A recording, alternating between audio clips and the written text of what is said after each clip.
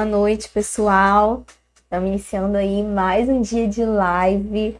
Eu tava ansiosa para começar logo, né? Espero que vocês também, né, estejam ansiosos aí para tudo que vai acontecer hoje, tá? Tudo que a gente vai aprender hoje.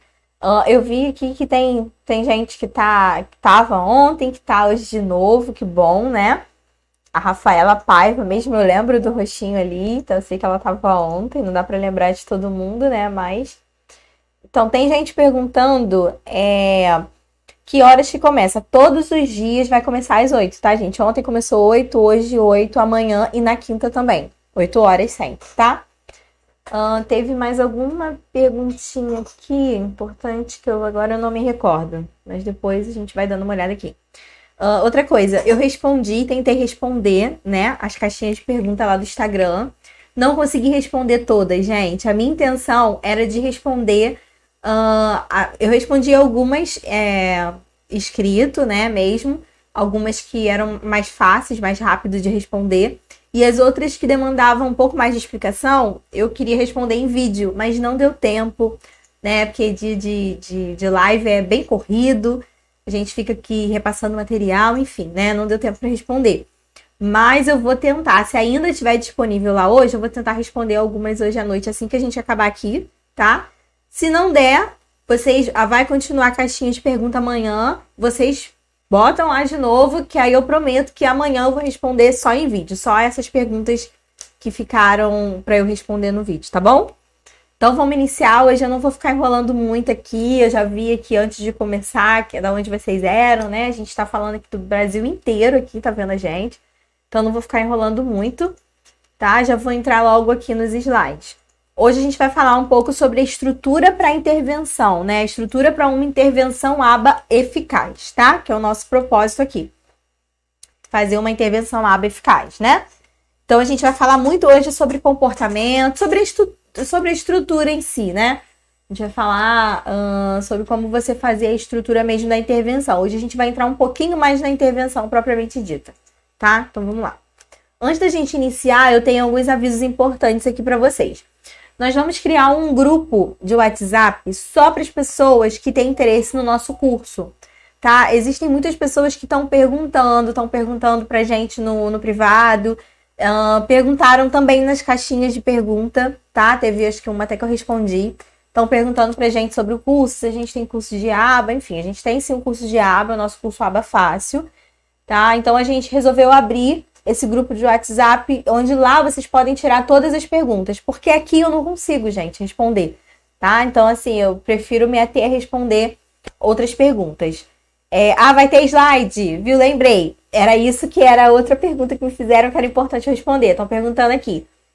Lidiane, vai ter slide sim, tá? Daqui a pouquinho a gente já tá liberando os slides para vocês estarem acompanhando aí a aula. Quando tiver liberado, eu aviso.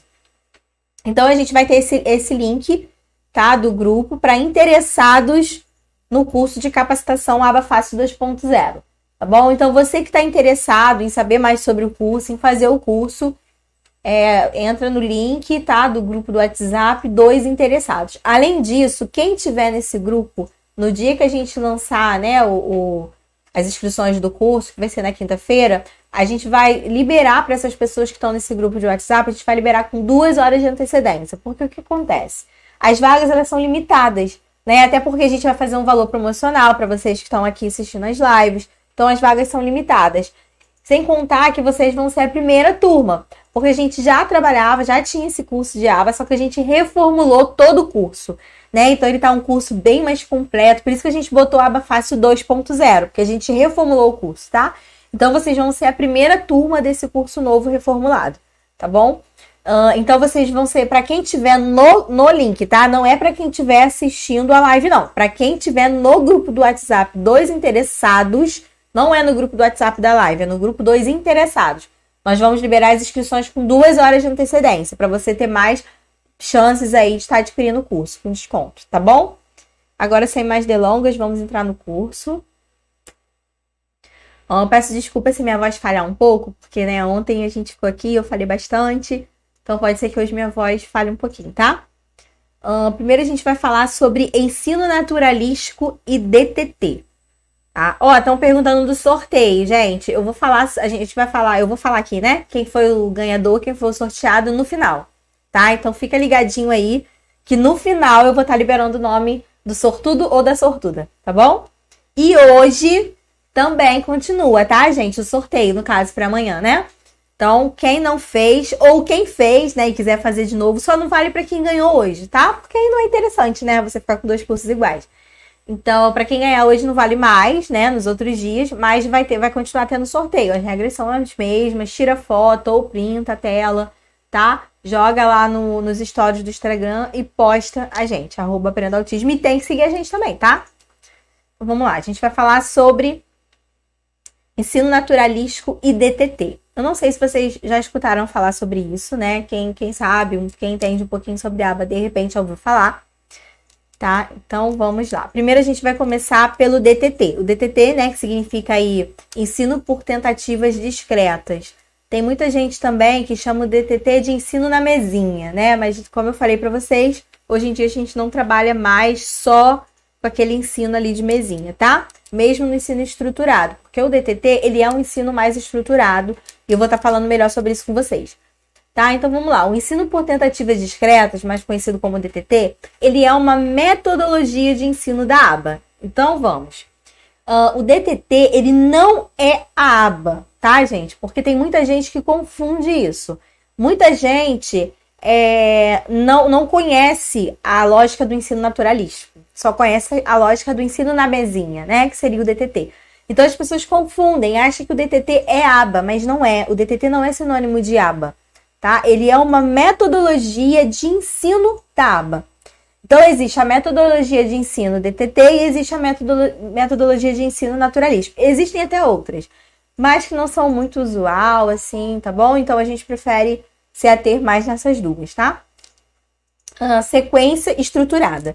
No DTT, a gente segue uma sequência estruturada. A gente tem uma sequência daquilo que vai ser feito naquele dia. Como se fosse uma terapia que você vai fazer, tipo terapia ocupacional, um atendimento com fono, né? Geralmente a gente faz aquele roteiro, aquilo que a gente vai trabalhar com a criança naquele dia. No DTT é exatamente isso que a gente faz. A gente faz um roteiro, né? A gente faz um currículo, um PEI, na verdade, dentro do consultório a gente chama mais de PEI, currículo é mais nas escolas. Mas no final acaba sendo a mesma coisa, tá? Que o PEI, né, é o Programa de Ensino Individualizado. Então, dentro do DTT, a gente trabalha com isso. Porque no ensino naturalístico é diferente, a gente já não faz esse plano de ensino. A gente pode até fazer um plano de ensino, mas não é tão estruturado assim, tá? Não segue uma ordem, né? Então, para ser DTT, para ser um ensino por tentativa discreta, precisa ser estruturado. Você precisa ter uma sequência estruturada de ensino que você vai fazer para a criança. Não dá para na hora você pensar, agora eu vou fazer isso, agora eu vou fazer aquilo. Não. Você tem que ter um ensino ali, um cronograma do que você vai trabalhar com a criança, tá? Então, vamos lá. Passos pequenos de ensino 1 para 1. O que seriam passos pequenos de ensino 1 para 1? Seria ensino de, por exemplo, você com a criança, 1 para 1, tá? E passos pequenos. No ensino estruturado, você começa com passos pequenos para a criança poder entender, né? Para a criança poder pegar aquilo que você está ensinando, tá? Então, você começa com um ensino aqui, com um passo aqui, depois você passa para um outro. São passos pequenos. E várias tentativas, tá? Você precisa de várias. Gente, às vezes é cansativo, né? Porque criança com autismo tem as suas limitações, né? Tem as suas especificidades. A gente costuma dizer que cada criança com autismo é única, cada criança tem sintomas diferentes, tem características diferentes, tá? Então, assim, vocês vão ver, principalmente no curso, né? No curso a gente entra muito nas práticas mesmo, né? No trabalho, nas práticas em si. E aí, às vezes, você pensa, por exemplo, no ensino onde você ensina ela a remover comportamentos disruptivos, né? Que são aqueles comportamentos que não são muito usuais. Às vezes a criança teve até uma pergunta nos stories que eu não consegui responder, né? Que não deu tempo. Da criança que bate com a cabeça, enfim. Então, assim, é complicado, tá? Não vou mentir pra vocês, não é uma coisa super fácil. Eu vou treinar hoje, amanhã ele vai fazer. Não, às vezes pode demorar uma semana, 15 dias, um mês, tá? Então precisa ter várias tentativas. O importante ali não é o tempo que você vai levar, mas é a qualidade de como você vai fazer e se a criança realmente vai aprender, tá? Eu sei que, às vezes, para quem é psicopedagogo, trabalha em consultório, para quem é fono, enfim, geralmente a gente costuma dizer para os pais, vai levar 10 sessões, vão ser 20 sessões. Dentro da aba, a gente não trabalha muito com essa logística, porque não dá, né? Depende muito da resposta da criança, tá? Então, é uma logística um pouquinho diferente. A gente pode até estipular de início, assim que vocês começarem a trabalhar com a aba, acredito eu que vai ser um pouco difícil, né? Porque vocês ainda não têm muita prática, muita noção. Por isso que é importante também a supervisão, né? Mas a gente pode até estipular. Olha, mãe, eu acho que pode ser que leve mais ou menos tanto tempo, mas sempre deixar claro que vai depender da resposta da criança, tá bom? Mas lógico, a gente traça metas, tá? A gente precisa traçar metas. Lembra que eu falei que a aba tem que ser mensurável? Então, a gente traça metas sim. O meu objetivo é que em um mês ele esteja fazendo X coisa. Ou que em 15 dias, em 7 dias, tá? A gente precisa traçar metas. E aí, se precisar, a gente aumenta, tá bom? Aí tem a Stephanie tá falando, né? Que o filho dela também bate muito a cabeça. A Vanilza falou que o filho dela batia a cabeça no chão quando era menor. Sim, gente, acontece. Tá? Pode ser por uma gama de motivos, tá? Pode ser até para chamar atenção. Pode ser autorregulação, que aí acaba sendo até um pouco mais difícil a gente trabalhar. Pode ser por uma fuga de demanda, uma esquiva daquela demanda. Pode ser por vários motivos. Aí, para cada motivo, a gente vai ter uma forma diferente de estar trabalhando e também dependendo da resposta que a criança for dar pra gente, tá? Agora vamos entrar no ensino naturalístico. O ensino naturalístico, eu acredito que menos pessoas tenham escutado falar até do que o ensino estruturado, né? Então a gente vai falar, vai entrar um pouco mais fundo dentro do ensino naturalístico. Desculpa, gente, porque minha voz estava bem comprometida. Vamos lá. Metodologia de ensino da aba, tá? Ela também é esse ensino também é uma metodologia de ensino da aba, assim como o DTT, tá? O ensino no contexto social e natural da criança, tá? Então vamos lá. Por que o nome ensino naturalístico? O próprio nome já se diz por si, né? É o ensino no contexto natural da criança social dela. Como que isso acontece? Dentro da casa dela, no ambiente bem natural dela mesmo, onde ela se sinta bem à vontade, tá? Dentro do quarto, onde tem os seus brinquedos, de repente em algum outro ambiente da casa que ela goste muito, ou às vezes tem criança até que tem quartinho de brinquedo, né? Num parque, aonde ela vá para brincar, na escola, né? Em contato com outras pessoas, enfim, no cotidiano dela, tá? Geralmente, o ensino naturalístico, a gente utiliza muito de AT, né, para fazer. Mas o analista do comportamento também pode fazer, tranquilamente, tá? Até porque nós somos capacitados para isso, né? O AT, ele acompanha, né? Então, por isso que a gente geralmente leva o AT. Mas para o AT fazer, ele precisa ter um ensino prévio de aba. Ele precisa aprender sobre aba. Porque no curso de AT, eu acredito que até tenha uma carga horáriazinha lá que fala um pouquinho, mas nada se compara a um curso intensivo de aba, né? Então é sempre interessante o AT conhecer. Eu não sei se tem algum AT aqui com a gente. Mas o que acontece? Então, no ensino naturalístico, ele precisa estar no ambiente natural dele. Se não for o ambiente natural dele, não é ensino naturalístico, tá? Vamos lá. Depende da motivação da criança. Por que depende da motivação da criança? Vamos supor que a criança está brincando no quarto dela. Ela gosta muito de brincar de carrinho, né? E você vai aproveitar esse estímulo dela de brincar de carrinho para poder tirar dali algumas habilidades que ela tenha ou que ela possa desenvolver. O que vai acontecer? No ensino naturalístico, você vai estar a todo momento interagindo com a criança. Você vai estar brincando com ela, precisa ser uma coisa bem natural. A criança precisa entender, ela precisa achar que aquilo não é uma intervenção, tá? Não é um tratamento, não é uma terapia, não é a hora que ela vai... Porque mesmo a criança com autismo, ela é inteligente, tá, gente? Ela sabe que quando ela tá indo para aquele local e ela tá encontrando você, ela tá na terapia. Agora, a partir do momento que você vai para casa dela, é completamente diferente, né? Então, você precisa brincar, você precisa interagir com a criança, você precisa deixá-la bem à vontade. Você, nesse momento aqui, você não vai escolher o que ela vai brincar. Você não vai usar os reforçadores, os possíveis reforçadores dela. Não. Você vai deixar ela se interessar, ela buscar por aquilo. Em cima do interesse dela, em cima da brincadeira dela, você vai ter que ser sagaz, né? Vai ter que estar ali e vai perceber o que ela já sabe fazer e o que ela não sabe fazer. E aí, dentro daquela brincadeira, você vai entrar com os comandos, mas bem sutilmente, sabe? Por exemplo, a criança está brincando com o carrinho. Geralmente, criança com TEA costuma não ter brincadeiras funcionais, né? Ela não tem um brincar funcional. O que seria um brincar funcional? A gente vai até falar um pouco sobre brincar aqui na nossa live. Acredito que é na live de... Não sei, gente, se é de amanhã ou se é de quinta-feira, mas a gente vai falar. Então, o que seria o brincar funcional? Seria a criança trazer função para aquela brincadeira.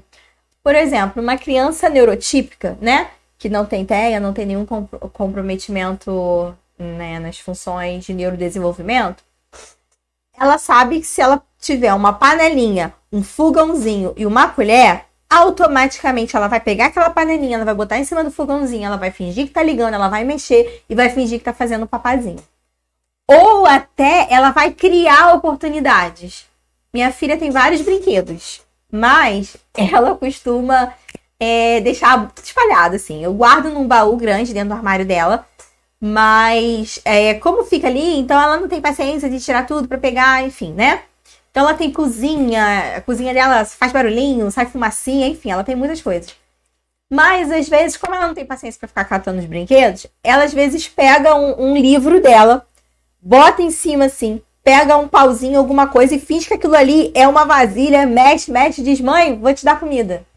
Ou seja, isso é um brincar funcional. Sabe? A criança, ela entende qual é a função daquela brincadeira. Quando você brinca, por exemplo, de filha, que você é a mamãe, né? Com a sua bonequinha. Você vai lá, você dá banho, você tira roupa, você troca roupa, você pinta o cabelo, né? Você não, no caso, a criança. Por quê? Isso é um brincar funcional. E ela aprende brincando, né? Toda criança aprende brincando. Então, quando você tá... Obrigada, Márcia. Então, quando você tá com uma criança com TEA, você percebe que ela não tem esse brincar funcional, né? No nosso curso, eu vou tentar separar alguns vídeos, tá? Para vocês poderem ver, assim, ter mais o visual, né? Porque na live não dá, gente. Se eu vou parar para passar vídeo para vocês, vai passar 3, 4 horas, porque eu falo muito, né? Então, assim, mas eu espero que vocês estejam conseguindo entender. Eu gosto de trazer bastante exemplo para poder ficar visual na mente de vocês. Eu mesmo sou muito visual. Se eu não visualizar aquilo que estão me explicando, eu não consigo entender. Então, assim, a criança com TEA, ela tem muita dificuldade nesse brincar funcional, né? Não sei se vocês já escutaram falar que, geralmente, uma criança com TEA, se você der um carrinho para ela, dificilmente ela vai passar o carrinho assim, como se ele estivesse andando, vai fazer aquele barulhinho, vrum, vrum. Na maioria das vezes ela vai virar, ela vai brincar com a roda, ela vai abrir e fechar a porta. Porque a criança com TEA, na maioria das vezes ela tem um hiperfoco, tá? Ela foca naquilo ali e ela fica só naquilo ali. Ela não sabe fazer sequências, na maior parte, tá, gente? Nada que eu falo aqui é unânime, cada criança é uma criança, né? Mas os estudos apontam para isso. Então, assim, quando você tá no ensino naturalístico, que a criança, ela pega um carrinho, por exemplo, né, e ela começa a brincar virando a roda dele, você sabe que aquilo ali não é funcional. Então, o que você vai fazer? Na própria brincadeira, você vai pegar aquele carrinho, você vai brincar com ela, olha, vamos fazer assim. Ou então você pega um outro carrinho, mostra pra ela, vamos fazer assim, vrum, vrum, ensinando ela a fazer, sabe? E aí, você pode entrar com ajuda também, né? Se ela não conseguir fazer, você vai lá, dá uma ajudinha pra ela, né? Ou então, você também pode ensinar pra ela dentro desse ensino. Ai, abri aqui a coisa aqui da minha blusa. Então, vocês podem ensinar para ela também dentro desse tipo de brincadeira, desse exemplo que eu tô dando para vocês. Ó, tem a Fernanda tá falando aqui, boa noite. O que se pode fazer com crianças com TEA que brincam funcional umas 2 vezes com determinado brinquedo e perdem o interesse e depois tentam outras maneiras com o brinquedo. Depois eu vou tentar ver de novo a sua pergunta, tá? Porque agora eu não consegui entender muito bem. Até porque meu computador alertou aqui que ele tá descarregando. Então a gente tem que botar o carregador dele aqui. Mas enfim, vamos continuar. Então a gente vai fazer como que a gente pode trabalhar com isso? A gente pode também fazer um trabalho dentro dessa brincadeira de carrinho, um trabalho de troca de turno. O que seria troca de turno dentro da aba? Né? Minha vez, sua vez, tá? A criança ela precisa entender isso, porque às vezes a criança com TEA, na maioria das vezes, ela tem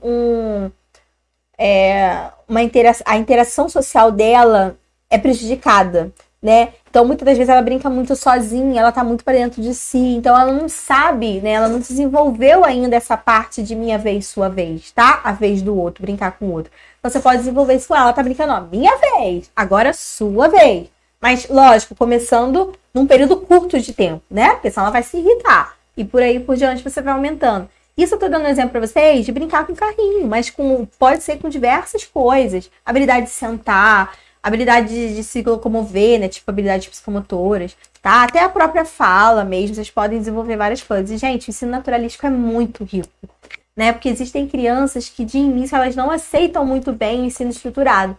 Mas o ensino naturalístico, sim, né? Porque você tá no ambiente dela. É óbvio que você não vai entrar, assim, toda a cara e a coragem sem conhecer a criança nem nada. Você precisa antes, né, ter um convívio com ela, conhecer, ela precisa estar familiarizada com você, tá bom? Então vamos passar, porque eu falo muito, gente.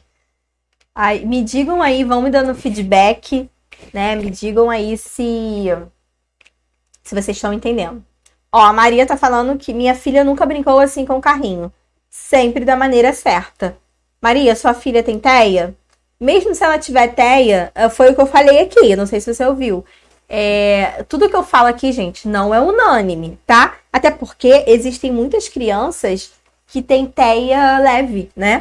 Então, essas crianças que têm TEA leve, o comprometimento delas é muito menor, né? Tem muitas até que tem aquilo que a gente chamava anteriormente de síndrome de Asperger, né? Hoje em dia não existe mais. Depois da CID-11, não existe mais. É tudo TEA. Mas é um TEA leve que tem facilidade de aprender as coisas, até mais do que pessoas neurotípicas, tá?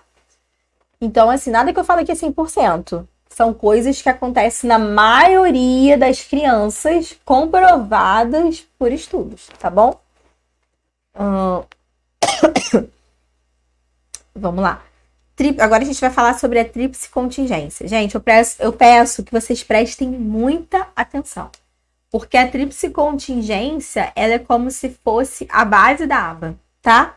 Se vocês não aprenderem muito bem o que é a tríplice contingência, tudo vai ficar meio desestruturado aí na sua intervenção, tá bom? Então vamos lá. Ó, tríplice contingência. Estímulo antecedente. Lembrando que a gente coloca... Aqui até tá meio que parecido, né? Mas lembrando que as siglas, de repente, não podem ser que não sigam exatamente como a gente escreve, porque, né, tudo veio lá, é americano, tá? Então, o S é de estímulo antecedente, R de resposta e C de consequência.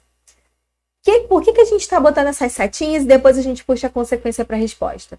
Porque é exatamente aquilo que eu falei para vocês sobre o comportamento operante ontem, tá? Aqui eu até botei de novo... Você é a professora do curso? Você explica muito bem que eu faço sentimento. Sou sim, Jaqueline. Sou eu que sou a professora do curso, tá? Foi eu que montei toda a estrutura do curso, eu que fiz todo o currículo ali do curso, foi eu que montei, tá? Então, eu que sou a professora do curso.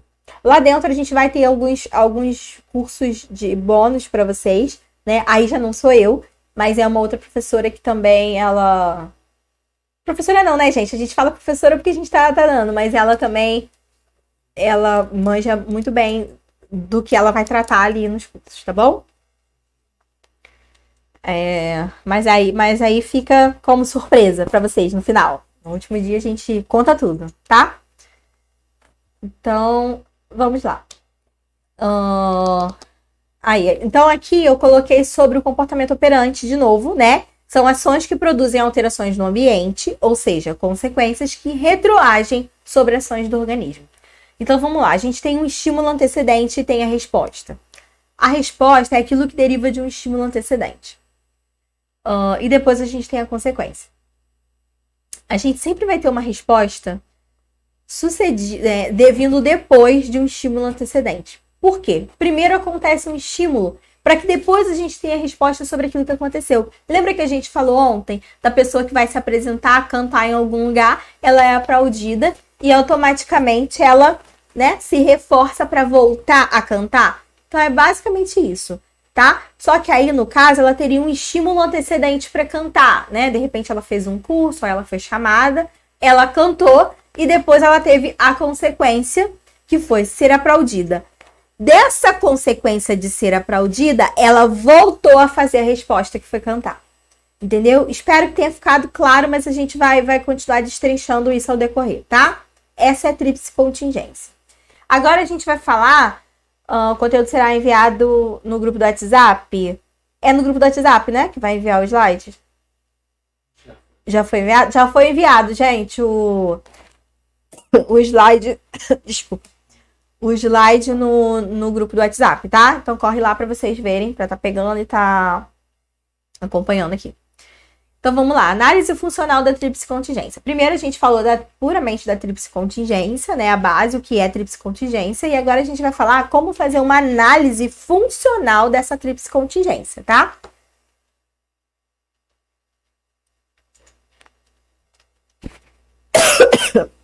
Desculpa, gente. Ao vivo nessas coisas, não dá nem pra cortar, né?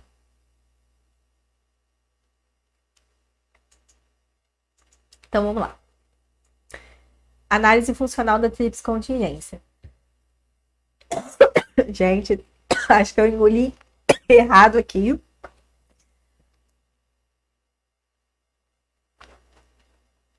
Tentar falar um pouco mais devagar e mais pausado, né? Pra poder ver se essa tosse sai. Se tá em PDF, tá em PDF? Tá em PDF, gente. Então vamos lá. Aí no caso aqui, vocês vão aprender a fazer a análise dessa tríplice contingência. A gente chama de análise funcional, tá? Vamos lá. A gente tem o antecedente, o comportamento e a consequência. É basicamente a mesma estrutura que a gente tinha anteriormente, né? Que é o estímulo antecedente, a resposta e a consequência. Só que aqui a gente muda para antecedente, que é a mesma coisa de estímulo antecedente, tá? O comportamento em si, que é o que você está fazendo, e a consequência. Então você precisa aqui nessa análise funcional, o que a gente faz é analisar a tríplice contingência, é analisar o comportamento dessa criança. O que acontece? Na aba, a gente entende que tudo é comportamento, né? E que todo comportamento ele é mensurável e que nenhum comportamento acontece do nada, tá? Se a criança ela não quer algo, não é porque ela simplesmente não quer. É porque teve um antecedente para isso acontecer, tá? Então, assim, todo comportamento na aba tem um antecedente, tá, gente? Então, assim, a gente precisa... a Márcia tá falando aí que tem um monte de pessoas aqui assistindo, só 300 e poucos likes. Dá o like aí, gente, tá? Então, vamos lá. Então, a gente precisa entender que todo comportamento tem um antecedente. Algo aconteceu antes para que esse comportamento reagisse, né? Para que tivesse esse comportamento. Então, o que a gente faz na análise funcional? Primeiro, a gente tem a base do que é a tríplice contingência. Vocês já entenderam o que é a tríplice contingência, né? Que é o estímulo antecedente, a resposta e a consequência. E da consequência, a gente retroage para a resposta. Só que aí, a gente quer entender por que esse comportamento está acontecendo. Geralmente, quando nós somos chamados para intervir com uma criança, ou é para fazer uma intervenção de modo geral, né? Ou os pais vão chegar lá com encaminhamento. Meu médico, o médico do meu filho encaminhou ele para fazer terapia ABA. Enfim, eu ouvi dizer sobre ABA e eu queria que melhorasse. Aí você vai procurar entender qual é a motivação desse pai, né? Desse responsável. Se ele quer que você faça uma intervenção geral, né, uma intervenção mesmo de comportamentos daquela criança, enfim, que você intervenha na aba em si, na vida dele, né, que faça com que ele tenha uma melhor qualidade de vida, que ele desenvolva socialmente, enfim. Ou se ele tem um determinado comportamento, problema que ele quer extinguir daquela criança, ou que ele quer modificar, enfim, tá? Às vezes o responsável, o pai, a mãe, enfim, ele vai chegar para você com uma determinada demanda específica, tá? Olha só, meu filho tem comportamento X e eu quero que você melhore esse comportamento dele. Ou então, meu filho não sabe fazer comportamento X e eu quero que você intervenha. Entenderam? Acho que deu para entender, né? Vão E a contenção? Precisa ter curso específico? Olha, eu ia falar sobre contenção justamente respondendo aquela mãe que falou sobre bater com a cabeça. Desculpa, eu não sei se foi mãe ou se foi professora, tá? Mas assim, contenção geralmente não tem um curso específico, tá? Geralmente quando você faz curso sobre TEA, quando você faz especialização sobre TEA, você aprende sobre contenção. Na aba, às vezes, aprende também, mas a gente costuma não entrar muito nesse mérito. Porque o que acontece? A contenção, gente, às vezes ela é necessária. Mas não é bom que se utilize. Porque você pode deixar a criança irritada, né? Às vezes a criança ela não gosta muito do contato, mas em alguns momentos é necessário. Precisa, sim, ser utilizada a contenção, tá? Não foi falada a palavra-chave ainda, tá? A gente vai falar aí mais pra frente, eu vou falar a palavra-chave. Então, vamos lá. Aí, o que acontece? Vocês já sabem a base do que é tríplice contingência e na análise funcional vocês vão estar analisando o que acontece antes desse comportamento para você poder agir, intervir nesse comportamento.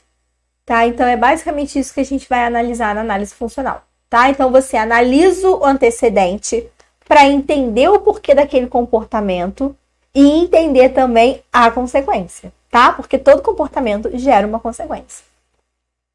Aqui embaixo eu botei. A função de um comportamento é determinada pelas consequências que os seguem, tá? Então, assim, o comportamento, ele é determinado pelaquela consequência que está seguindo. Por que ele é determinado pela consequência? Porque a consequência vai retornar para o comportamento, ela vai reforçar o comportamento. Lembra que a gente falou sobre isso?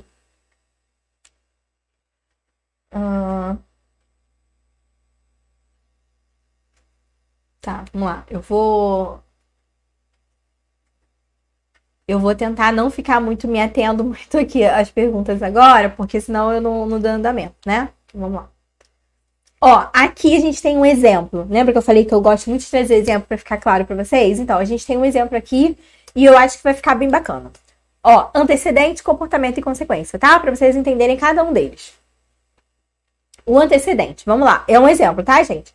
Você assiste a um filme triste. Esse é um antecedente. Você assistiu a um filme triste. Comportamento. Você chorou. Consequência. Você se sente triste. Você para de assistir a filmes tristes. Tá? Então, vamos lá. Geralmente, quando a gente vai fazer uma análise funcional e a gente vai tentar entender o antecedente daquele comportamento, a gente começa com o quê? Com o comportamento. Né? Ou com a resposta. Tá? Às vezes pode ser com a resposta também. De repente, a mãe, o pai, o responsável vai falar assim pra você: olha, meu filho, vou dar esse exemplo aqui, tá, gente? Mas é um exemplo bem, só mesmo pra vocês poderem continuar nesse exemplo, tá? Mas isso não acontece, né? Eu acredito que não. O responsável chega pra você e fala assim: olha, meu filho, ele não assiste mais filmes que tem cena triste. Não assiste de jeito nenhum, de jeito nenhum, de jeito nenhum. Aí você vai parar e vai pensar: gente, por que essa criança não quer assistir filme triste? Vocês já pararam pra imaginar isso? Vocês vão se sentir como: meu Deus, e agora? O que eu faço? Tô numa saia justa, né? Mas aí, vocês vão lembrar de mim, né? Que eu já expliquei pra vocês sobre a tríplice contingência e sobre a análise funcional. Que todo comportamento tem um antecedente, né? Então vocês vão lá, vão pensar: poxa, a criança ela não gosta de assistir filmes tristes. O que será que aconteceu? Né? Aí você vai observar ela. Quando o pai ou a mãe colocar um filme, ou você mesmo pode colocar para ela assistir a parte de um trecho, triste do filme, você vai ver que ela vai chorar, né? Ou ela vai se esquivar de ver, mas você vai insistir e ela vai chorar. O que vai acontecer? Você já identificou o comportamento, que ela chora quando ela vê um filme triste. Agora, você precisa identificar o antecedente disso. Aí é onde entra a sua investigação, tá? Aí você começa a pesquisar o porquê desse antecedente. Aí você vai chegar à conclusão uma hora, que é porque ela lá atrás assistiu um filme triste e isso deu como consequência para ela chorar, que trouxe, fez com o comportamento dela de choro, que trouxe a consequência dela não querer mais assistir esses filmes tristes, tá? Agora vamos lá, ó. Agora troque as condições sob as quais esse comportamento acontece ou o antecedente, e você mudará o comportamento e a consequência, tá? Continua o mesmo exemplo, só que de forma diferente agora, ó. Antecedente, você assiste a um filme engraçado. Seu comportamento, você ri. A consequência, você fica feliz. Você assiste a outros filmes engraçados, tá? Espero que tenha ficado claro para vocês. Qualquer coisa, vocês perguntem, tá bom? Vamos lá. Estruturas de intervenção. Agora a gente já falou sobre tríplice contingência, a gente já falou sobre análise funcional. E agora a gente vai entrar na estrutura de intervenção. Gente, a Fradila, acho que é isso, né? Tá dizendo que tá travando. Tá travando pra vocês ou é só pra ela mesmo? Pode ser sua internet, ou então tenta atualizar, né? Pra poder ver se volta, tá bom? Ó, o sorteio, você precisa marcar, gente. Eu vou pedir pra produção colocar aqui em cima. Deixar, porque tá com o link aqui, né, do curso, o link do grupo VIP do curso. Mas eu vou, ó, o pessoal tá falando que tá normal. Obrigada, gente, por responder. Aí eu vou pedir pra ele botar aqui, tá? E aí, tem, porque vocês precisam tá no Instagram. Peraí, deixa só eu ver, teve uma pessoa aqui que me fez uma pergunta que acho que tá muito rápido. Pena ser muito rápido as informações. Ana Cristina, muito rápido que você diz o quê? Eu tô falando muito rápido, você não tá entendendo? Ou muito rápido porque só são 4 aulas? Me dá o feedback aí. Se você estiver falando rápido, gente, eu tento falar mais devagar, tá? Então, para participar do sorteio, ele vai botar em cima, tá? Mas aí você tem que compartilhar uma foto ou tirar um print, compartilhar lá nos seus stories do Instagram, postar, marcar a gente, @aprendaautismo, e seguir a gente também, tá bom? Então, vamos lá. Ó, estruturas de intervenção. Ah, obrigada, gente. Tá ótimo, né? Tá normal. Então, vamos lá. Estruturas de intervenção. Aí a gente já falou sobre o tríplice contingência, a gente já falou sobre análise funcional, né, da tríplice contingência, do comportamento. Agora a gente vai falar sobre a estrutura de intervenção da aba, tá? Vamos lá. Anamnese com os pais. Gente, eu tentei montar essa estrutura, tipo, seguindo uma ordem do que vocês precisam fazer quando começar a ter o primeiro contato. O pai chegou lá, quer o seu serviço, né, quer fazer com que o filho esteja lá na aba. O que você vai fazer primeiro? Você vai fazer uma anamnese com os pais. Tá? Acredito que a maioria de vocês, 90% aí deve saber o que é uma anamnese, né? Porque eu vi que tem psicopedagogos, tem pedagogos, tem, enfim, né? Muitos trabalham em clínica ou vão trabalhar, já ouviram falar sobre anamnese.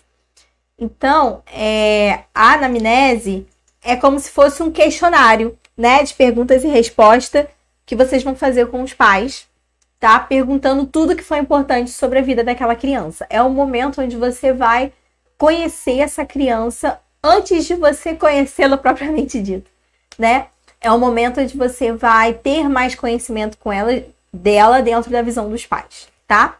Lógico que depois também você vai, né, fazer algumas avaliações com essa criança para poder estar conhecendo ela melhor, fazendo algumas observações, tá? Então, vamos lá, ó. Entender quais os motivos que levaram até a aba. Aqui, gente, o que eu botei aqui nesses tópicos são como se fossem algumas perguntinhas, tá? Que vocês podem fazer dentro da anamnese. Lá no curso Aba Fácil, eu vou tentar deixar um modelo de anamnese para os alunos, né? Então, assim, vai estar bem legal. Eu não sei se eu vou conseguir a tempo fazer esse modelo, de repente, para disponibilizar para vocês. Mas aí quem tiver interesse, quem for adquirir o curso, vai estar lá, com certeza, tá? Mas aqui eu já dou bastante dicas. Ó, entender quais os motivos que levaram até a aba. Né? Você precisa entender quais foram os motivos que os pais trouxeram, os responsáveis trouxeram, né? Entenderam que a criança precisa de aba, tá? Suas principais queixas. Quais são as principais queixas desses responsáveis em relação à criança, tá bom? Perguntar tudo de relevante sobre a criança. Tudo, gente. Quando ela nasceu, como que foi o parto, tá? Como que era a vida emocional e social desses pais, né? Se foi aceito, se foi uma gravidez planejada, se foi uma gravidez que aconteceu, né? Vocês precisam perguntar tudo. Quanto tempo essa criança dorme, como essa criança se alimenta, quais são os alimentos preferidos dela, tá? Tudo isso que for de importante, vocês precisam perguntar. Se ela fala, se ela se comunica bem, se ela tem interação com outras crianças, tudo, tá bom?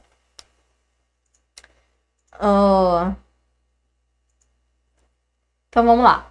Perguntar tudo já falei, né? Tudo de relevante para a criança. Ter contato com laudos, exames e remédios, tá? É super importante que vocês peçam para esses pais. Se eles tiverem laudos, traz, tá? O que seria laudo? Né? Seria o que o médico, geralmente é um neurologista, tá, gente? Um neurologista pediátrico. O próprio pediatra, ele também pode, né? Só que, na maioria das vezes, ele não tem conhecimento sobre tal, então ele encaminha para o neurologista ou psiquiatra, tá? Então, vocês precisam trazer esse laudo para poder...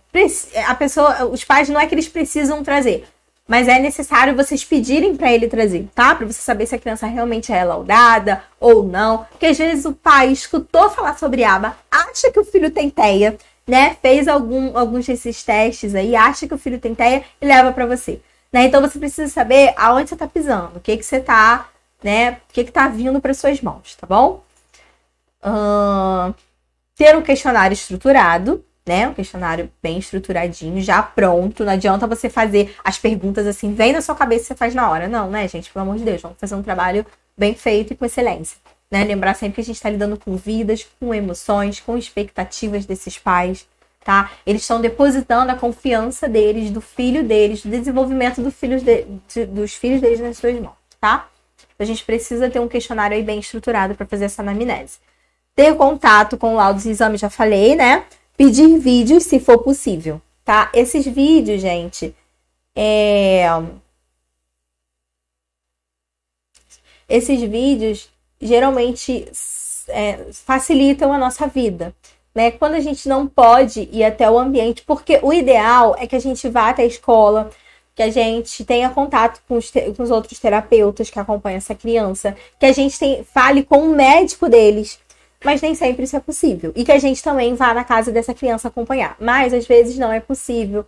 Quando você tem um AT, fica mais fácil, né? Porque ele pode fazer isso pra você. Mas, às vezes, não é possível. Como eu já falei aqui 3 vezes, né?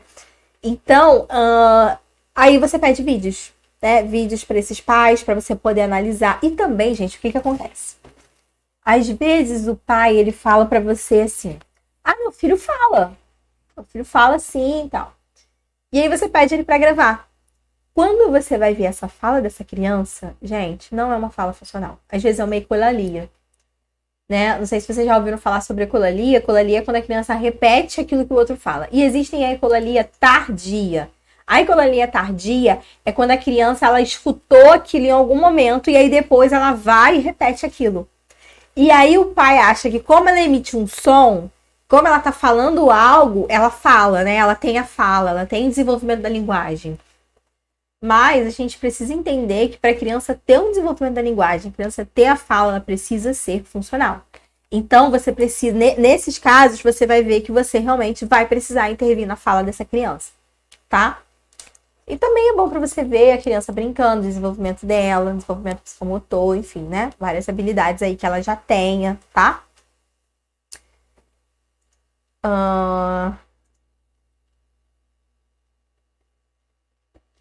É Gabi ou Gabri Botazini. Gabi, olha só, fica tranquila, porque também vai ficar gravado, tá? As aulas vão ficar gravadas, então depois você pode retornar no vídeo e ver qual vai ser a palavra-chave, tá bom? Então, vamos lá, ver os vídeos e perguntar quais coisas a criança mais gosta, possíveis reforçadores. Gente, isso é muito importante, vocês não podem deixar de jeito nenhum, tá? O vídeo, muitas das vezes o pai não vai querer ou não vai ter como, enfim, você pode até ficar sem. O contato com laudos, exames e remédios é importante, mas às vezes não vai ter como você ter acesso, tudo bem. Agora, coisas que a criança mais gosta, não tem como você não ficar sem saber, tá?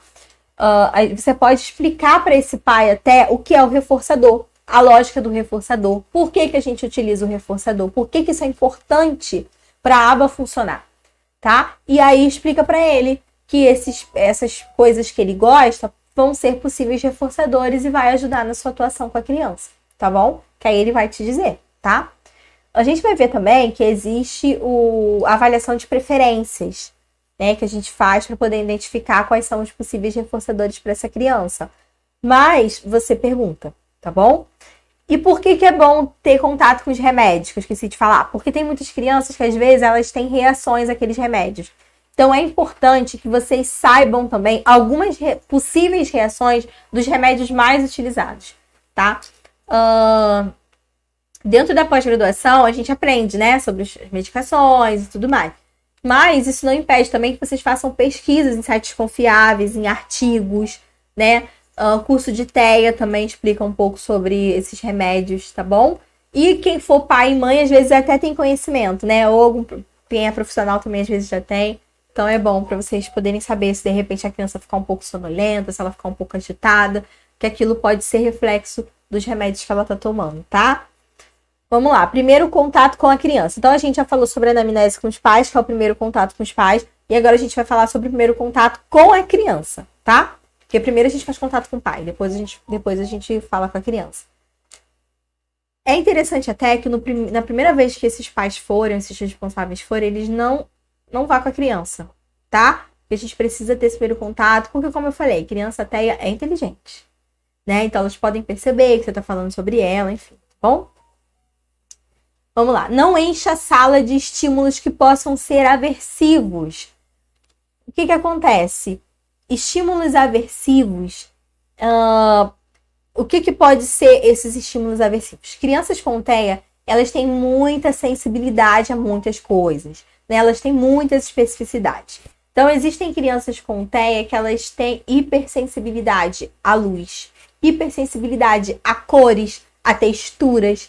Às vezes elas não toleram algumas imagens, alguns desenhos, né? Então a gente não pode ter muitos estímulos aversivos. É lógico que não dá, né, pra gente tirar tudo do ambiente. Mas, por exemplo, você já vai ter tido contato com o pai, você já vai ter tido contato com o responsável. Você pode perguntar para ele.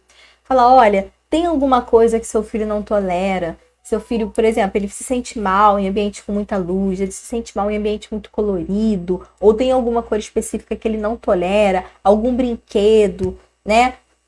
Aí você pergunta e aí você vai fazer conforme o pai vai dizer, tá? O que você pode fazer também é, por exemplo, seu pai falar, olha, meu filho gosta muito do Homem-Aranha, muito, muito, isso vai ser um possível reforçador para ele. Se você tiver disponível, né, você pode deixar ali Homem-Aranha espalhado, ou botar, sei lá, um tapetinho no chão de Homem-Aranha, se você tiver, né? Ou deixar alguns estímulos, alguns desenhos colados na parede, tá? Isso vai atrair a atenção da criança, ela vai se sentir mais familiarizada, vai começar a criar um pouco mais de abertura para você, tá bom? Também não é interessante deixar muitos brinquedos espalhados, lápis, enfim, porque pode tirar a atenção da criança, né? E você não quer isso naquele momento, tá? Isso aí até com crianças neurotípicas que não estejam dentro do TEA acontece, né, gente?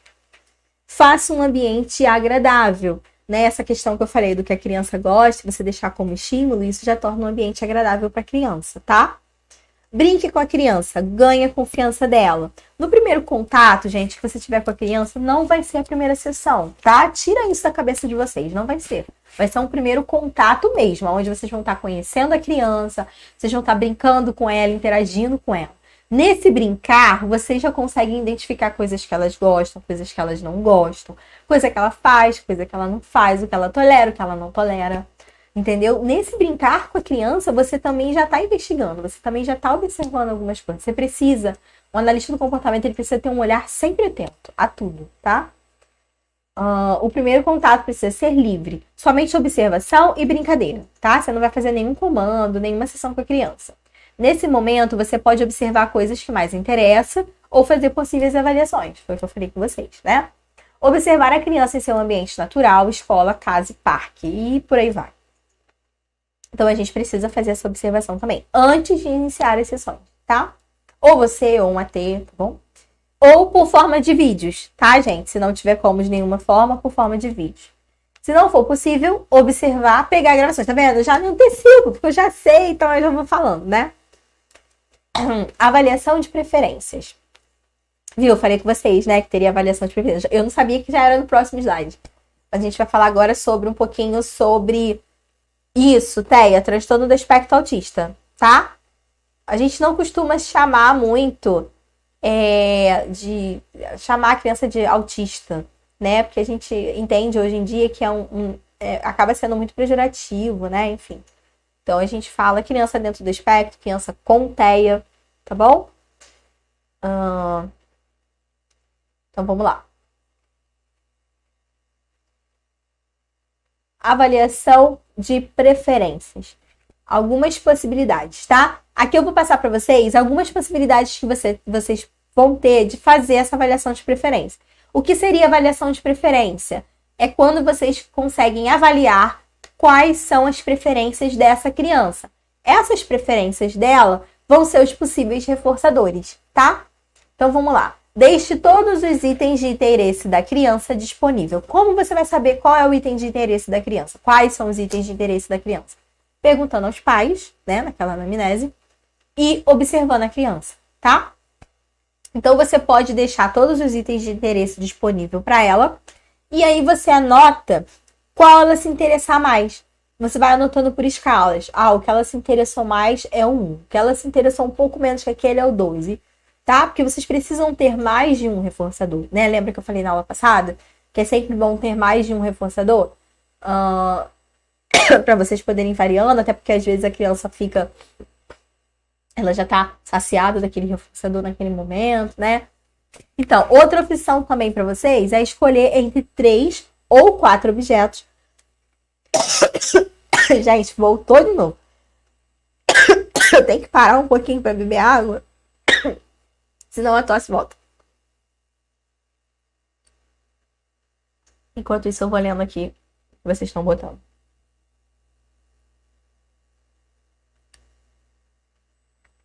Olha, Nice, eu acho que o interessante seria você enviar o link para elas.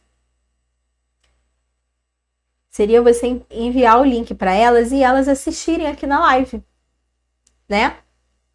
Porque aqui eu dou bastante dicas. Eu não sei se você já atua com autismo ou já atua com algumas áreas dentro da aba, né? Porque eu vi aqui ontem que tem pessoas que já até utilizam a aba, tá? Não existe não, tá, Luana? Então, assim, bom, que eu saiba não, Luana, tá? Então, assim, o interessante é que você passe o link para elas assistirem, até porque vai ficar gravado durante uma semana. Então, dá para elas assistirem o que elas perderam, tá? Ontem e hoje, no caso, né? Mas se você quiser passar algumas informações que você se sinta segura, tudo bem, tá? Você pode passar. E no final, né, quando você já tiver acabado as 4, aí você já vai estar bem mais segura, né? Aí provavelmente você já vai estar mais segura aí pra estar passando. Tá? Mas eu acho interessante você passar o link para elas, né? Para elas poderem estar adquirindo esse conhecimento que você também está conhecendo, tá bom? Olha só, Evânia, né? Então, autismo em adultos. O que acontece? É quase que a mesma coisa que a gente fala aqui, tá? No ABA, né? Porque aqui, gente, eu quero deixar claro para vocês que não é um curso de TEA, tá? A gente não tá fazendo uma live sobre autismo, porque se eu fosse falar sobre autismo aqui, eu teria, nossa, inúmeras coisas para falar, né? Mas foi como eu falei, quem participar do sorteio e ganhar o sorteio vai ganhar o nosso curso de TEA, tá bom? Aí vocês vão ficar mais por dentro. Então vamos lá, vamos continuar. Acho que minha voz já estabeleceu um pouco. Então a gente tem, né? A gente pode deixar esses itens de preferência disponível lá para a criança, né? Para a gente poder anotar lá o que é mais de preferência dela. Ou a gente pode escolher entre 3 a 4 objetos, né? Que estejam dentro dessa preferência dela e ver qual o nível de preferência da criança dentro desses objetos, tá? Você vê lá, o pai e a mãe falou que ela gosta de carrinho, ela gosta de boneco, ele gosta de dominó e ele gosta... Deixa eu pensar em uma outra coisa, sei lá, de repente um item comestível. Ele gosta de batata. Você pode deixar esses 4 ali e aí você vai identificar qual que ele prefere mais. Geralmente, eu acho mais recomendável vocês não variarem dentro dos tipos de reforçadores, tá? Fazer dentro só de um tipo. Mas existem crianças, gente, por incrível que pareça, tem um nível de reforçadores muito baixo. Tem crianças, às vezes, que só tem um reforçador, tá? Por incrível que pareça, acontece. Então, se não tiver como, vocês podem variar dentro dos tipos, né, de reforço. Mas, se puder, fica sempre no mesmo tipo. Sempre no mesmo tipo que eu digo, não é sempre usando aqueles mesmos tipos de reforçador, não. Tipo, vou só usar reforçador social. Vou só usar reforçador tangível. Tem muita gente que só usa reforçador tangível, tá? Então, não é legal. É bom que vocês variem. Vou usar reforçador tangível, vou usar comestível, vou usar... O comestível a gente deixa por último, né? Só se for muito essencial. Mas eu vou usar social, eu vou usar passeios, enfim, tá? Mas é interessante também vocês usarem 2 ao mesmo tempo, tá? Às vezes um social e um tangível, entendeu? Então, vamos lá. Fique sempre atento aos reforçadores sociais e físicos. Algumas crianças aceitam e outras não. Conheça a criança. Sim, é essencial que vocês conheçam suas crianças, tá? Por quê? Tem muita criança que não aceita, gente, um reforço físico. Ela não aceita que você toque nela, não aceita que você, bata na mão dela, né? Ela não aceita, tá? Ela tem essa hipersensibilidade ao toque. Então, é bom, né, não utilizar, porque senão você pode fazer o efeito contrário, tá? E não é isso que a gente quer, né? E o reforçador social também. Por quê? Porque o reforçador social, você não tá tocando na criança. Mas muitas vezes a gente não consegue, né? A gente vai elogiar, nossa, muito bem. A gente não vai falar, nossa, muito bem, né? Não dá. Então, aí, às vezes, a criança, ela não tolera aquele som, né? Aquela forma que você fala, o agudo da sua voz. Então, é bom a gente prestar atenção, identificar como que é essa criança, conhecer essa criança, tá? E como que você vai conhecer? Através da anamnese e da observação. Depois de algum tempo, procure sempre saber novas avaliações de preferência. Sim, por quê? Porque as crianças, elas crescem, né? Elas se tornam adolescentes, elas se tornam adultos e as preferências mudam, né? E conforme também o cotidiano do seu dia a dia, isso vai mudando, tá? Então, a gente precisa estar sempre fazendo novas avaliações de preferência. Atente-se para saber se a criança está saciada do reforçador. Tenha sempre outras opções, né? Lembra, a gente já começou isso na aula de ontem, tá? Em relação também a essa questão de ter sempre novas avaliações de preferência, o que acontece, gente? Para ser um reforçador, ele precisa reforçar. Não existe reforçador que não dê certo, tá? Às vezes você fala assim, eu usei aquele reforçador, mas ele não deu certo, não. Ele não reforçou a criança, não. Então, não foi reforçador, tá? Para ser reforçador, ele precisa dar certo. Ele precisa reforçar aquele comportamento. Não existe reforçador ruim. Não existe reforçador que não funcione. Existe aquilo que não é reforçador, tá? Às vezes, ele pode estar até dentro dos itens de preferência da criança. Mas naquele momento, naquele contexto, naquele dia, ele não foi um reforçador, tá bom? Espero que tenha ficado claro para vocês. Vamos lá. Seja um reforçador para criança. Olha, essa parte também é muito importante. Grifa aí, marca de vermelho, de preto, de verde, sei lá que cor vocês vão botar. Mas grifa aí que isso aí é muito importante, tá? Se vocês não conseguirem fazer isso, não vai dar andamento. Não vai funcionar, tá? Torne-se um reforçador. Esteja sempre com esse reforçador por perto. O que é isso? Como que vocês vão se tornar reforçador? Você já está se perguntando, meu Deus, como que eu vou fazer isso? você identificou qual é o reforçador máximo daquela criança. Vamos imaginar que seja um carrinho. Toda vez que essa criança estiver em contato com você, ela vai achar aquele carrinho nas suas mãos. Ou ela vai achar aquele carrinho perto de você. Ou você vai dar acesso a ela, aquele carrinho. Tá? Vai fazer com que ela tenha acesso àquele carrinho. Então, dessa forma, você se torna um reforçador para a criança. Você está se pareando com o reforçador dela. Tá? Aí, ela vai automaticamente linkar você a coisas boas, a coisas agradáveis. Né? E isso vai fazer com que se torne mais fácil o seu contato com essa criança e a aceitação sua por ela. Tá? A criança precisa ter contato com o reforçador por você, já falei, né? E ganhe a confiança da criança. Como é que você vai ganhar? Dessa forma, tá bom? Não, gente, não vou esquecer, não. Tá?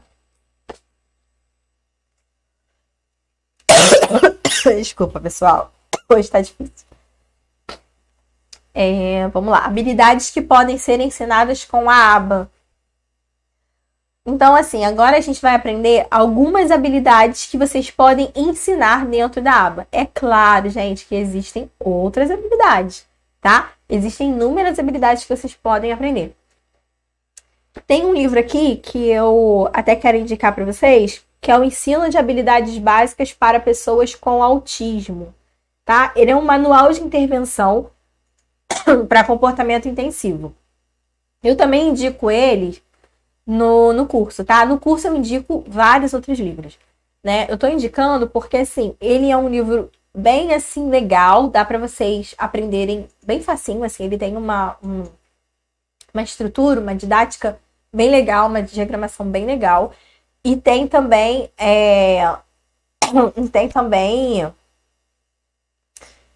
algumas fichas, né? Para vocês estarem aprendendo a como utilizar. Então, ele é para ensino de habilidades básicas. Existe um outro que é de ensino de linguagens também. Mas esse, gente, eu não li ainda, então eu não tenho como dizer para vocês como é. Mas eu acredito que seja bom, porque são dos mesmos autores, tá? Deixa eu mostrar para vocês aqui. Eu não sei onde eu mostro. Acho que é aqui, né? Na frente do meu rosto. Então, é essa capa aqui, tá? Ó, eu uso no meu filho esse manual. Viu? A Viviane Brasil já conhece. É bem legal, né, Viviane?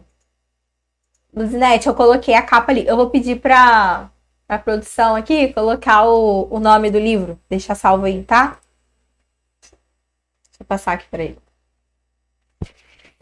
Então, vamos lá. Habilidades que podem ser ensinadas com a aba, tá? Então, vamos também dar bastante atenção nisso aí, tá, gente?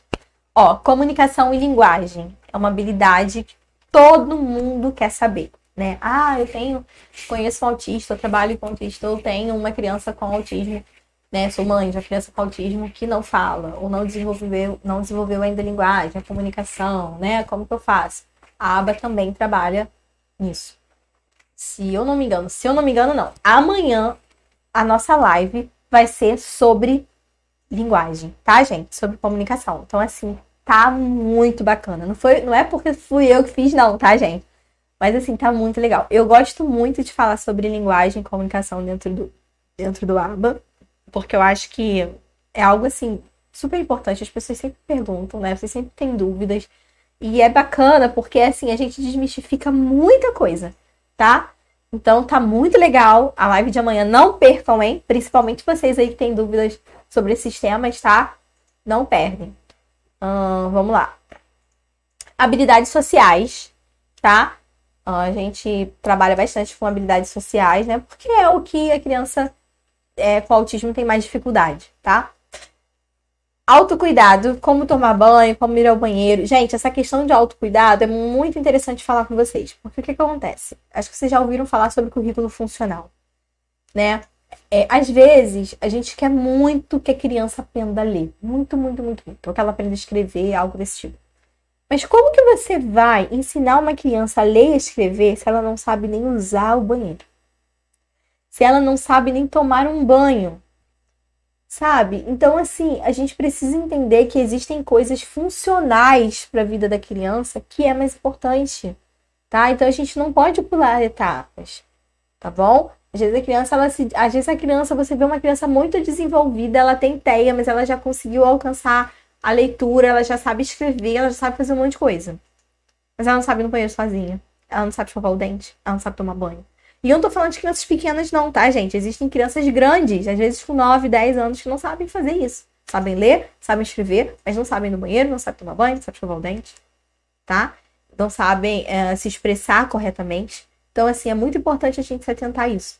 Lembra que a aba, lembra que eu falei com vocês? Que a aba, o foco da aba é a autonomia dessa criança, desse adolescente, desse adulto, enfim, tá? Eu falo sempre criança, gente, porque o foco do nosso curso é mais voltado para criança, né? Então a gente atende mais criança, então eu falo criança por conta disso. Mas lembrando que a aba ela pode ser usada tanto para criança, tanto para adolescente, quanto para adulto, tá? Existem protocolos específicos que trabalham com criança, com adolescentes, existem protocolos específicos que trabalham com adultos, adultos severos, tá bom? Então, assim, a gente precisa se ater muito a isso, tá? Prestar muita atenção nisso, o que é funcional para essa criança. Não que a gente não vá trabalhar as outras áreas, né? Porque a gente quer desenvolver essa criança. Mas a gente precisa primeiro ver o que é funcional para a vida dela, tá? Para a independência dela. Porque saber escrever, saber ler é importante, né? Mas saber ir ao banheiro, escovar o dente, tomar banho é algo que ela precisa para o desenvolvimento da sua autonomia, tá? Então vamos lá, brincadeira e lazer é algo que a gente também pode trabalhar na aba. Aí você fica pensando, brincar? Trabalhar o brincar? O que eu falei com vocês no comecinho? Brincar funcional. Toda criança aprende brincando, gente. Não tem como dizer que não, tá? A criança, ela aprende no brincar. É brincando que ela se desenvolve, tá? Os pedagogos, que estão os psicopedagogos, TO, enfim, vão saber que o que eu tô falando é correto, tá bom? Habilidades motoras, né? Aos psicomotricistas aí, né? A gente pode também estar trabalhando as habilidades motoras dentro da aba, tá? E aprendizagem e habilidades acadêmicas. Gente, o que acontece aqui? Vocês viram que aqui a gente falou de brincar não, vamos pular isso. Você viu que a gente falou aqui de habilidades motoras, a gente falou de linguagem, a gente falou de aprendizagem e habilidades acadêmicas. A área da fala, da linguagem, é mais voltada para qual profissional? Fono. Habilidades motoras, psicomotricista. Aprendizagem e habilidades acadêmicas, pedagogo. Tá? Então, assim, às vezes você pode, na sua própria atuação, as fonos fazem muito isso, tá? Às vezes, muitos aplicadores ABAs, muitos analistas do comportamento, encaminham para fono também, para estar apoiando, encaminha para um psicomotricista, né? Então, assim, a fono, ela pode pegar o fundamento da aba, né? As coisas, o fundamento em si, os trabalhos da aba e aplicar dentro do seu trabalho como fono, assim como psicomotricista, assim como pedagogo. É isso que eu quero que vocês entendam, que a aba, ela não é uma estrutura fechada. A gente pode trabalhar diversas áreas. Então, vocês podem pegar o contexto em si, né? A base do que é a aba, alguns princípios da aba e jogar dentro da atuação de vocês, tá? Para estar ajudando essas crianças aí. Vamos lá. Passar. Ensino de habilidades passo a passo. O que seria esse ensino de habilidades passo a passo, gente? É fazer uma análise de tarefas, tá? Você vai estar fazendo essa análise de tarefas para essa criança. Com isso, você vai ter que usar figuras, usar todas as etapas e ter também lugares estratégicos. O que seria uma análise de tarefa? Seria exatamente isso aqui, ó. Com certeza vocês já viram alguma imagem dessa ou parecida com essa dentro dos banheiros. Banheiro tem muito, né? Mas a gente pode fazer isso no banheiro, a gente pode fazer isso na sala, a gente pode fazer isso na sala de aula, é bastante legal, tá? A gente pode fazer isso no quarto da criança. A análise de tarefa é justamente para a criança aprender aquela tarefa passo a passo e com imagens, com figuras, tá? Por quê? A criança com TEA, gente, ela é muito visual, tá? O cérebro da criança com TEA já foi constatado que ele começa a se desenvolver, algumas partes se desenvolvem primeiro, é diferente do nosso cérebro, né? Então, o cérebro da criança com TEA, a primeira parte que é desenvolvida é a parte da visão, tá? Então, é o comando, né? Aquilo que dá o comando para a visão. Então, assim, é como se a visão para eles fosse muito macra, sabe? Fosse muito grande. Então, tudo eles usam através da visão, tá? Então, assim, por isso que é interessante ter bastante estímulo visual para eles entenderem o que vai acontecer, tá? Por isso que a análise de tarefas, aquele quadro de rotinas, tudo isso ajuda muito a criança com TEA para ela se organizar, porque ela precisa se organizar. Toda criança com TEA, ela tem essa dificuldade, tá? Isso é algo do cérebro delas mesmo, tá? É uma dificuldade que elas têm. Então, elas precisam se autorregular, elas precisam ter essa estrutura, tá? Elas precisam ter essa sequência para elas se organizarem, tá bom? Então, ó, aqui a gente tem, né? A gente aqui tá fazendo uma análise de tarefa da criança lavar as mãos, tá? Então, primeiro ela vai até a pia, depois ela abre a torneira, depois ela molha as mãos, depois ela pega o sabão, ela esfrega as mãos com sabão, ela enxágua, ela fecha a torneira e ela seca as mãos, tá? Vocês podem ver que tem todo o passo a passo. Assim também a gente pode fazer com escovar o dente, mas assim, gente, foca em não perder nenhum passo. Existe uma figura que ela é muito conhecida, ela é muito conhecida por aí, né? Acredito que vocês já tenham visto uma figura exatamente isso, da criança lavar as mãos no banheiro. Mas ela é incompleta, né? Não tem, por exemplo, a parte de, se eu não me engano, a parte de fechar a torneira, a parte de secar as mãos, sabe? De enxugar as mãos. Então, assim, eu preferi essa porque tá o passo a passo ali certinho, tá? Gente, tem muita gente me perguntando aqui sobre a palavra-chave, né? Eu vou lançar logo a palavra-chave aqui para vocês, tá? Então, a palavra-chave de hoje vai ser contingência, tá bom? Já que a gente falou sobre a tríplice contingência, né? Que ela é fundamental, ela é como se fosse a base da aba. Então, a nossa palavra-chave vai ser contingência, tá? Então, eu vou pedir para ele estar colocando aqui, deixar aqui, salvo aqui a palavra-chave, tá bom? E, Adriana, eu acho que o que você está falando das pranchas de comunicação é o PEX, mas a gente vai falar sobre ele amanhã, tá? A aula de amanhã tá muito legal, gente. Se fosse vocês, não perdia por nada. Tá bom? Então é contingência. É isso, gente. Vai colocando aí no... hidrata essa garganta. Tatiana, eu preciso hidratar mesmo. Toda hora eu tô tossindo, né? Eu preciso hidratar. Amanhã eu vou ficar bebendo água durante o dia todo pra ver se melhora essa minha fala. Só for falar agora, deu vontade de tossir.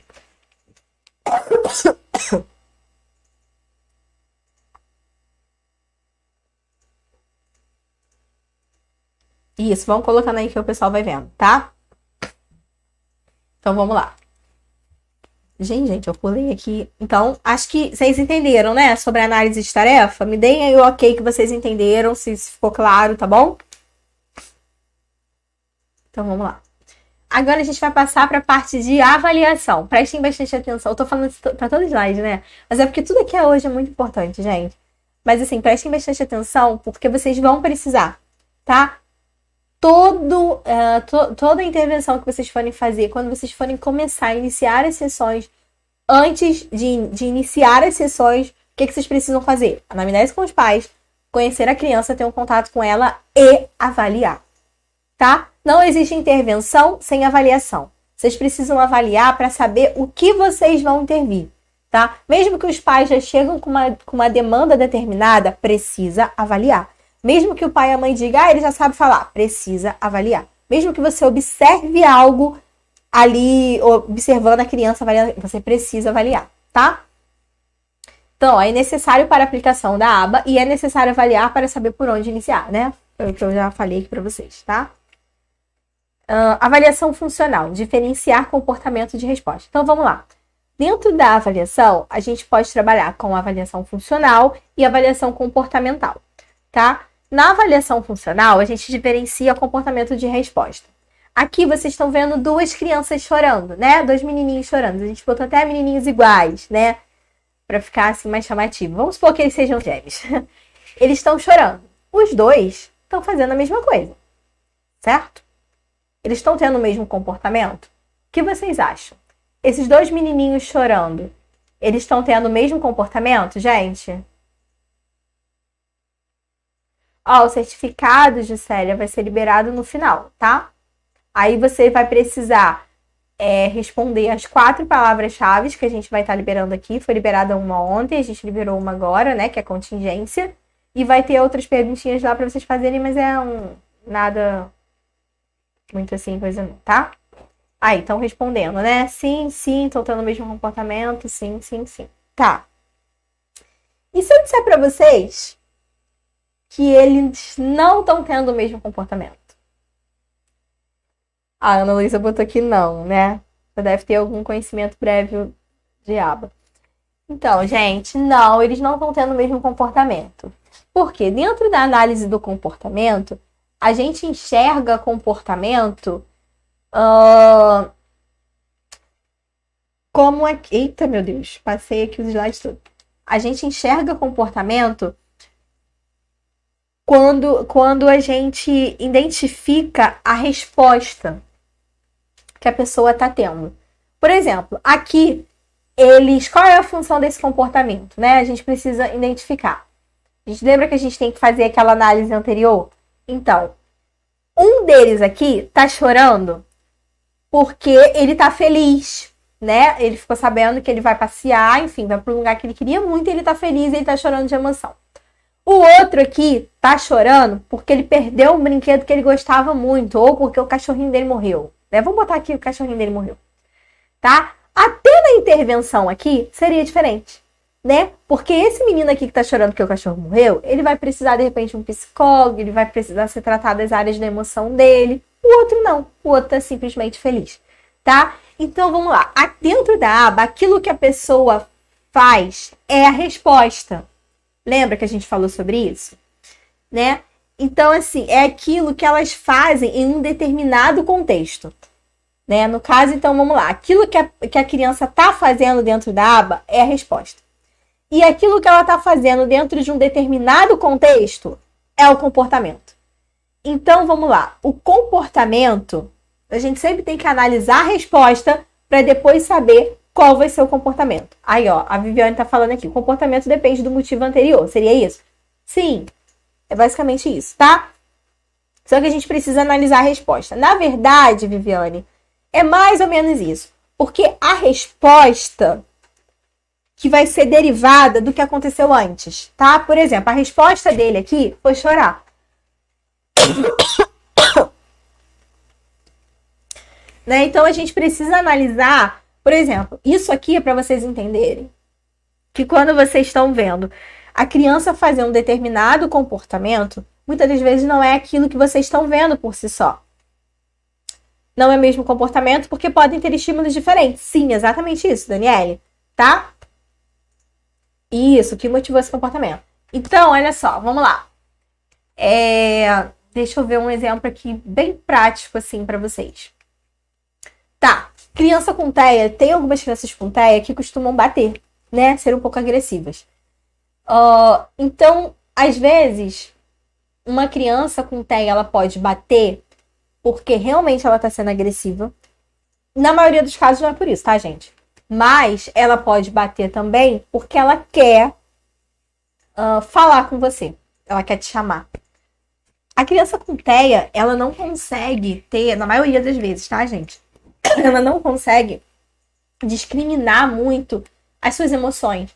Ela não consegue se expressar da forma que ela queria, tá? Então, ela utiliza a forma que ela aprendeu para estar fazendo isso. Então, o que ela faz? Ela bate para te chamar. Ela bate porque ela quer sua atenção. Né? Ela bate porque, de repente, ela tá com fome e ela quer comer. É a forma que ela tem para se expressar.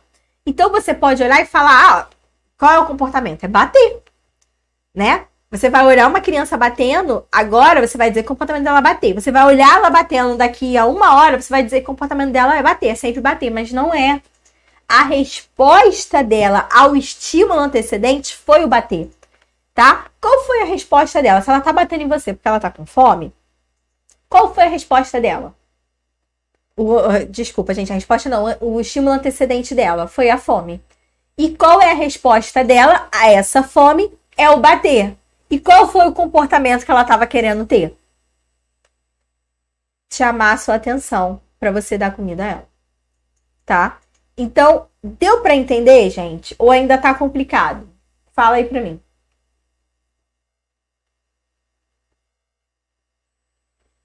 Deu para entender, pessoal?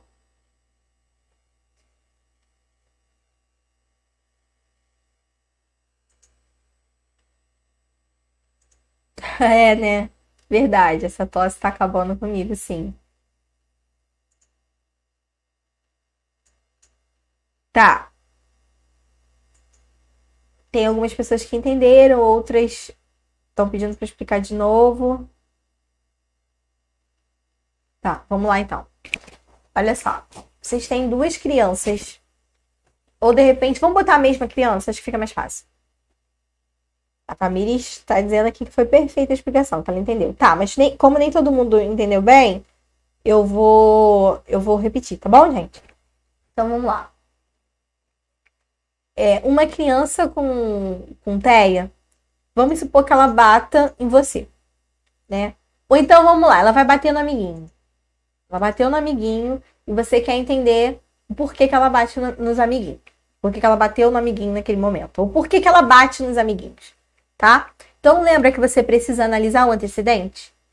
Então, quando você vai tentar entender esse bater nos amiguinhos, você precisa entender qual foi o estímulo para ela ter essa resposta, tá? Então vamos lá. O estímulo, você entendeu que o estímulo que fez ela bater nesse amigo foi porque ela queria que ele saísse dali, ela estava incomodada com ele, tá? Então, a resposta desse estímulo, o estímulo antecedente, tá, gente? O que aconteceu antecedente de bater no amiguinho é porque ela estava incomodada com ele. Ele fez algo com ela anteriormente desse bater que fez com que ela se incomodasse, tá? Pode ser, gente, que não seja naquele determinado momento. Como que a gente faz para identificar o antecedente, o estímulo antecedente? A gente vai avaliar várias vezes aquele acontecimento, tá? Então pode ser que o bater nesse amiguinho que acontece várias vezes, em algum momento esse amigo fez algo que ele não gostou ou estava com alguma coisa que foi um estímulo aversivo para ele, tá? Então ele vai bater nesse amigo. Aí você quer entender por que ele bate. A resposta que ele tá tendo para esse amigo, né? Qual é o antecedente? Ele quer que esse amigo saia de perto dele. Qual foi a resposta para esse antecedente que ele teve? Bater nesse amigo. E qual é o comportamento que isso gera? Fazer com que esse amigo saia. Tá? Lembra que o comportamento, ele retroage para a resposta? Então, o comportamento vai ser fazer com que esse amigo saia de perto. Automaticamente vai retroagir para a resposta. Então, toda vez que esse amigo estiver perto, ele vai querer bater nesse amigo. Tá? Para esse amigo poder sair, porque ele viu que bater dá certo. Fez resultado. Deu para ficar mais claro? Agora vamos para um outro momento que seja bater também. Ele vai e bate numa outra criança, que não é esse mesmo amigo, tá? Que não é esse mesmo que ele, né, não quer ficar perto. Só que aí você identificou que esse bater é porque ele sempre quer pedir algo. Quando ele quer pedir algo, quer pedir uma atenção, ou quer pedir algo para essa criança, ele bate nela. Então, o antecedente foi pedir algo. Qual foi a resposta para esse antecedente? Bater. Mas qual foi o comportamento que esse bater gerou? Pedir algo para essa criança, tá? Então, a mesma criança, ela pode bater em vários contextos, em várias pessoas diferentes, em vários momentos. Mas a resposta, ou melhor, o comportamento dessa resposta de bater vai ser diferente. Entendeu? Bom, gente, eu espero que tenha ficado claro agora.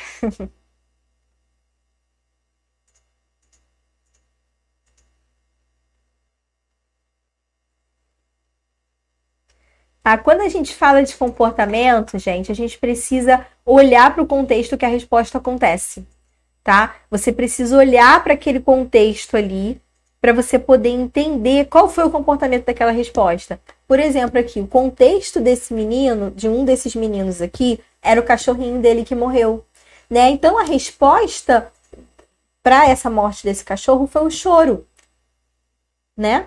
Então, qual foi o comportamento dele? Foi ficar triste, né? Foi um choro de tristeza porque o cachorrinho morreu. Então, a gente precisa analisar o contexto dessa resposta, tá? E o outro, já ele estava feliz, porque qual era o contexto dele? Era um contexto em que estava num ambiente agradável, num ambiente que ele queria muito tempo ir, né? Então, o comportamento dele foi estar feliz e a resposta foi chorar, porque ele chorou de felicidade, né? Bom, agora o pessoal tá dizendo, ficou sim, ficou sim. Tá ótimo, então. É um pouco complexo, né, Josenil? É um pouco complexo, sim. Mas que bom que deu para entender. Porque aquilo, gente, é o que eu falei para vocês. Não dá para em quatro lives a gente explicar tudo, né? No curso, a gente tem um módulo só de comportamento, entendeu? Então, assim, não dá para explicar tudo em uma live, né? É complicado. A gente tenta colocar o máximo de informação para poder ficar rico para vocês, né? Porque a gente sabe que tem pessoas, às vezes, que, né, não podem fazer o curso, enfim. Mas a gente não consegue, né? Eu espero que vocês entendam. Mas, assim, vocês... Gente, aqui também é só o início de conhecimento, né? Além dos nossos cursos, vocês também podem estar procurando artigos. A gente vai estar liberando também alguns artigos. Eu vou estar liberando para vocês alguns artigos, tá? Para vocês poderem estar estudando mais. Pesquisar livros, estar comprando livros sobre o assunto, tá bom? Existem livros que falam só sobre comportamento, tá? Dentro da análise, né? A visão do comportamento dentro da análise do comportamento, tá?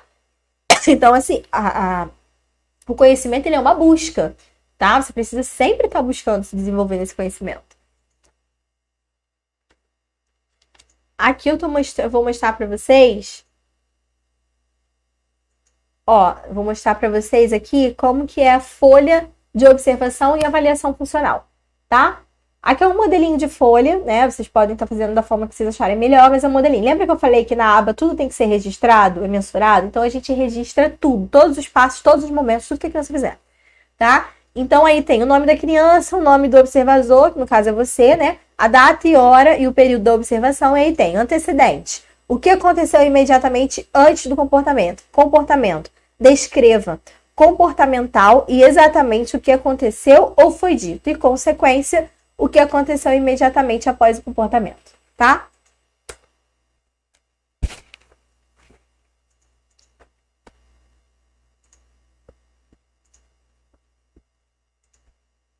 Vamos lá, avaliação funcional. A gente já falou sobre... Ah, não, a gente já tá na avaliação funcional, né? Então vamos lá. Com quem os repertórios acontecem e com quem não acontecem, tá? Então, para fazer a avaliação funcional, você precisa identificar com que pessoas esses repertórios, né, essas coisas acontecem e aonde acontece, tá? Vocês precisam estar anotando isso. Quais as consequências dos comportamentos alvos de avaliação para a criança? E como seria sem os presentes comportamentos e que tipo de mudança espera-se nesse comportamento, tá? Então, vamos lá. Vocês precisam saber quais são as consequências desse comportamento-alvo, que consequências esse comportamento leva, tá? E como seria se esses comportamentos, né? Como seria sem esses comportamentos, tá? Se esses comportamentos não estivessem presentes e que tipo de mudança espera-se desse comportamento? Que tipo de mudança você espera desse comportamento dessa criança, tá? Qual a possível função do comportamento problemático? Qual a possível função do comportamento problemático e quais comportamentos seriam melhor utilizados para qual função, tá? A função do comportamento é aquilo que a gente explicou, né? Todo comportamento tem uma função, tá? Então a gente vai identificar qual é essa possível função para que esse comportamento acontecesse, tá? Para esse comportamento problemático e quais comportamentos seriam melhor utilizados para essa função, tá? Para poder manejar, né, esse comportamento, fazer com que esse comportamento não ocorra mais. Vamos lá. Diferenciar a duração dos comportamentos, se foi por semana, por meses, tá bom? Tem que diferenciar. Esse comportamento ocorreu durante uma semana, ocorreu durante 5 dias, ocorreu durante 1 mês, 2 meses, tá? Isso tudo é importante para depois vocês pegarem essa avaliação e ver como que vocês vão intervir com essa criança. Vamos lá. Em que situações a pessoa consegue controlar comportamentos problemáticos, tá? Então você precisa saber em que situações ela consegue controlar esses comportamentos e em que situações ela não consegue.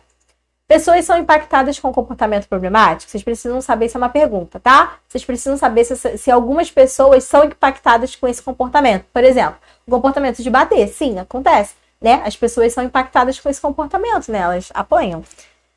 Se sim, esse impacto causa mudanças na criança? Causa mudança na criança que está fazendo esse comportamento, na criança com TEA, tá?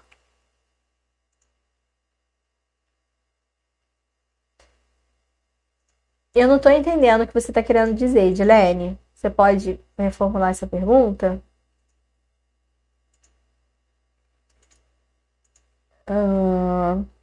Eu já me perdi. Tá. Quais questões presentes no ambiente diário podem ser favoráveis aos limites para as possibilidades de desenvolvimento dessa criança? Tá? Então, assim, quais questões, gente, que tá presente nesse ambiente do cotidiano, do dia a dia da criança, que pode trazer limites para o desenvolvimento dela, que pode travar esse desenvolvimento dela, ou trazer limites para que ela não cometa mais aquilo, enfim, tá? Em que parte do ambiente o comportamento problemático da criança é mais aparente, mais perturbador ou mais aceito? Às vezes, gente, tem um determinado local ou uma determinada parte do ambiente que aquele comportamento ele age mais, ele aparece mais, tá? Então, vocês também precisam anotar isso. A avaliação pode ser feita diretamente ou indiretamente. Sim, diretamente. Como vocês fazem a avaliação diretamente? Vocês indo, vocês avaliando, vocês observando. Indiretamente, por meio de vídeos, né? Pegando informações com os professores, com os pais, com os terapeutas, tá bom? Agora a gente já falou sobre avaliação funcional. Lembra que eu falei que existe dois tipos de avaliação? A avaliação funcional e a avaliação comportamental. Agora a gente vai entrar dentro da avaliação comportamental, tá? Então vamos lá. A avaliação comportamental visa em o que ensinar para a criança e como ensinar, tá? Então, qual é o objetivo de fazer uma avaliação comportamental? É visar o que ensinar para essa criança e como ensinar para ela, tá bom? Uma boa avaliação comportamental gera um bom plano de ensino individualizado. PEI, sim, porque no plano de ensino individualizado, a gente também, a nossa última live vai ser falando sobre isso, tá? Sobre o PEI. Então, o nosso plano de ensino individualizado, ele precisa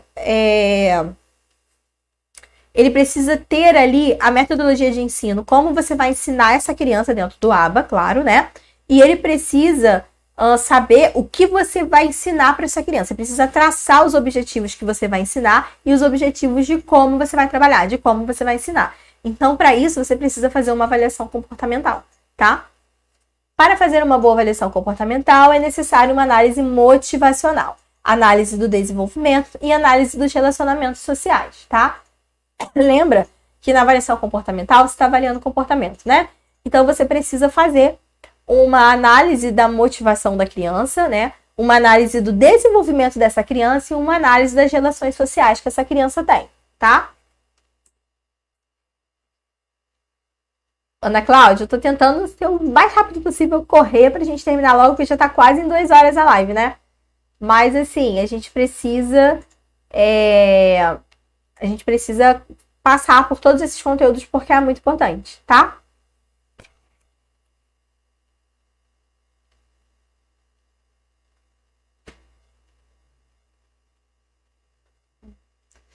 Avaliação comportamental, vamos lá. Análise motivacional. Quais situações... Agora a gente vai falar sobre análise motivacional, tá? Quais situações motivacionais a criança mais age? Então, você precisa saber em quais situações motivacionais ela mais age. Sobre quais consequências ela fica mais. Você precisa também saber com que pessoas ou ambientes tem maior índice de boas respostas para a criança. Agora a gente vai falar sobre análise do desenvolvimento. Tá? De que forma as condições biológicas podem afetar essa criança ou potencializar suas habilidades. Tá? Exemplo, sensibilidade, barulhos, luz, seletividade alimentar. Tá? Tudo isso pode potencializar ou sensibilizar essa criança. Tá? Agora, análise dos relacionamentos sociais. Quais as pessoas mais significam no ambiente atual da criança, né? Tem mais significado para ela e de que maneira essas pessoas podem influenciar essa criança, tá? Participar ali do ambiente da aba. Análise dos relacionamentos sociais, já falei. Agora vamos para a avaliação, continuar, né? Na avaliação comportamental. Então vamos lá. Crie ambiente prazeroso e seguro para essa criança. Estabeleça vínculos, né? Organizar as demandas de acordo com o tempo e possibilidade de resposta da criança. Avaliar o sujeito como único. Reduzir as interferências, sabendo com maior fidedignidade o que a criança tinha antes do avaliador, né? Reforçar respostas corretas com elogios, enfim, trazer reforço, né? Na avaliação, não deve ter dicas ou ajudas. É realmente avaliar o que a criança sabe ou não sabe. Isso é muito importante, tá? Porque a gente usa de dicas, né, de aprendizagem sem erro dentro da atuação da aba. Mas aqui a gente está falando sobre avaliação. Então, se você está avaliando, você precisa saber o que a criança sabe e o que a criança não sabe fazer. Então, não é ideal você utilizar de ajudas e dicas, tá? Na avaliação comportamental, o objetivo é saber o ponto de partida e quais habilidades serão trabalhadas. Geralmente, a gente utiliza protocolos para fazer isso, tá? Existe uma gama de protocolos. Tem o VibMap, que é o mais utilizado, né? Que é o que eu mais gosto também. A gente tem o Portage, a gente tem... enfim, gente, tem muitos. Aqui de cabeça eu não lembro. SocialSave, que fala só sobre áreas sociais. Tá? E a gente tem alguns instrumentos de avaliação, alguns protocolos, que foi como eu falei, que trabalham só com pessoas adultas, autistas adultos, trabalham com autistas adultos severos, tá bom? Geralmente, gente, o mais recomendável é que se utilize protocolos para fazer avaliação. Mas os protocolos precisam de curso específico para você estar fazendo, né? Porque eles são um pouco mais complexos, tá? Então, assim, se não tem protocolo no momento, utiliza mesmo o cronograma de avaliação e tenta fazer. Mas o mais usual mesmo são os protocolos, tá? A gente também mais para frente vai estar lançando um curso de VibMap aí para vocês, tá bom?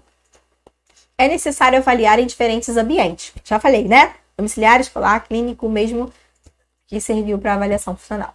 O que o avaliador deve fazer durante a avaliação? Importante, tá, gente? O que vocês devem fazer durante a avaliação? Estabelecer vínculos, reforçar respostas corretas e comportamentos desejáveis, elogiar a criança sempre, revisar os reforçadores com itens, né, que ele já conhece, manter o controle dos itens reforçadores, tá? Você tem que ter esse controle, não é deixar a criança pegar a todo momento, não, porque senão não vai ser um reforçador, e dar condição de estímulos e antecedentes suficientes para que a criança possa responder a cada resposta. Utilizar brinquedos apropriados para a idade da criança, tá? Permitir intervalos para essa criança, porque senão fica cansativo, né? Não sobrecarregar e finalizar o processo de avaliação de forma positiva e prazerosa. Agora nós vamos para o brincar social e imitação. Eu acho que tá acabando, gente. Eu acho que é o último, tá? A gente vai falar sobre o brincar social e imitação. Lembra que eu falei que a gente ia ter o brincar social e imitação? Tem alguma dica de protocolo para trabalhar com adolescentes? Porta de até os 6 anos. Sim, porta de até os 6 anos. É porque de cabeça, gente, eu não sei, tá? De cabeça não tem como lembrar de todos. Eu tô falando assim, os mais usuais, os que são, né, os que eu conheço mais. Mas eu vou ver direitinho e aí amanhã eu passo pra vocês, tá bom? Então vamos lá. A importância do brincar social e imitação. É no brincar que a criança desenvolve habilidades sociais e funções executivas, tá? Aquilo que eu falei pra vocês, é no brincar que a gente aprende. Aprende a ganhar, perder e esperar. Sim, né? É brincando com as regras do jogo que a criança aprende. Aprende regras e habilidades motoras. Desenvolve a linguagem, né, gente? Na brincadeira, a criança também consegue desenvolver a linguagem. As fonos estão aí, elas vão saber melhor do que eu sobre isso, né? A maioria das fonos utilizam muitas brincadeiras para estar estimulando a linguagem. É imitando que aprendemos a se desenvolver, né? O bebê imita a nossa gesticulação com a boca e começa a emitir os primeiros sons, né? Ele está se desenvolvendo, tá? Ajuda nas habilidades sociais e no desenvolvimento motor. A todo momento aprendemos algo por imitação. Sim, nós também aprendemos algo por imitação, tá? Então, assim, a gente vê alguém fazendo alguma coisa e a gente aprende que aquilo ali pode, aquilo ali não pode. A gente aprende também por imitação, né? E é pré-requisito para o ensino de outras habilidades. Então, vamos lá. Imitação e brincar social é pré-requisito, tá, gente? Para desenvolver algumas outras habilidades.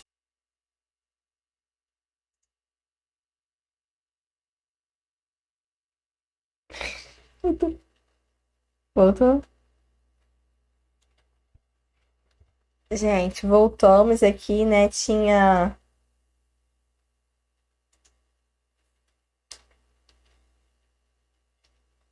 travado, né?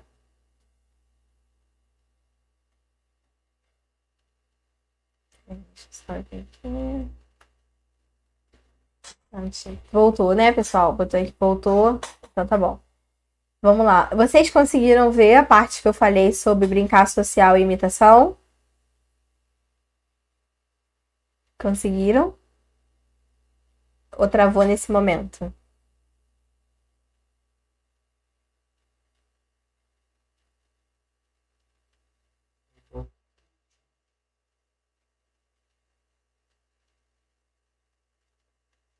Tá, eu vou repetir então rapidinho, tá?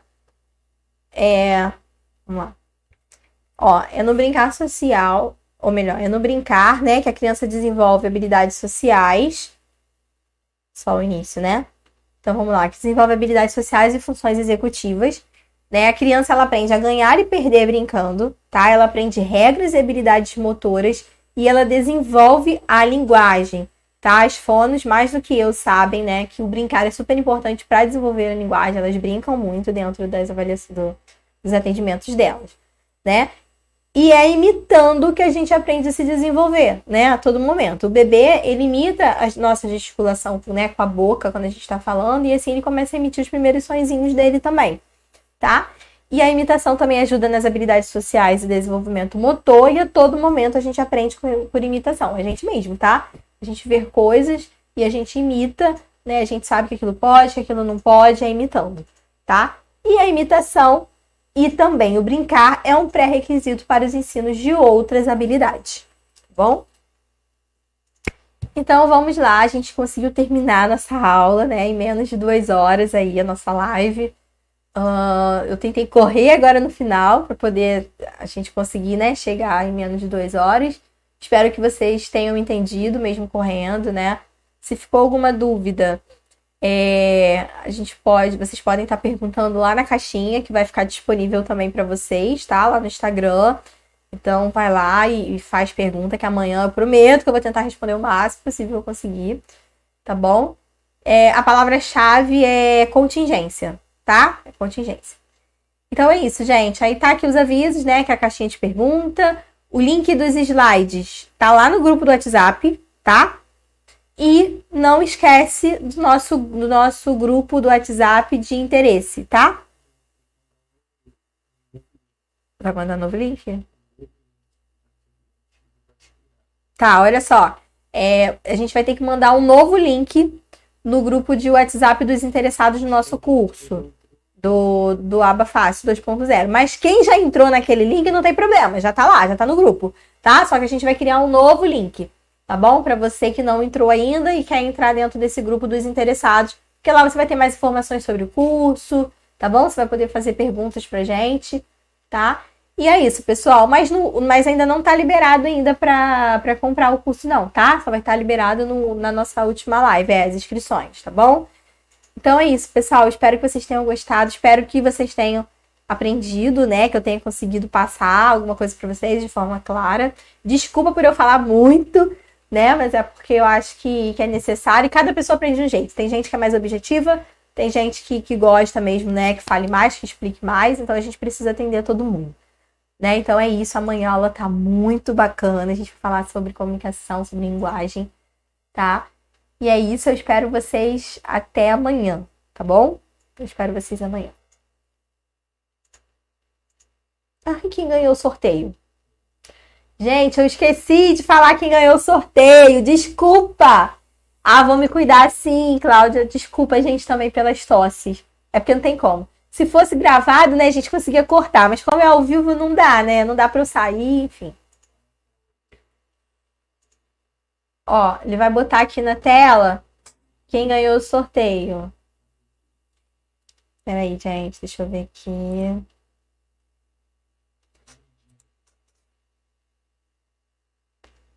Quem ganhou o sorteio foi... Eu não consigo visualizar o nome da pessoa, tá muito pequeno. Foi a Nandinha! Foi a Nandinha Lindinha que ganhou o sorteio, gente. Tá? Se você tá aí, Nandinha, se manifesta. Tá? Foi você que ganhou aí o nosso sorteio de hoje.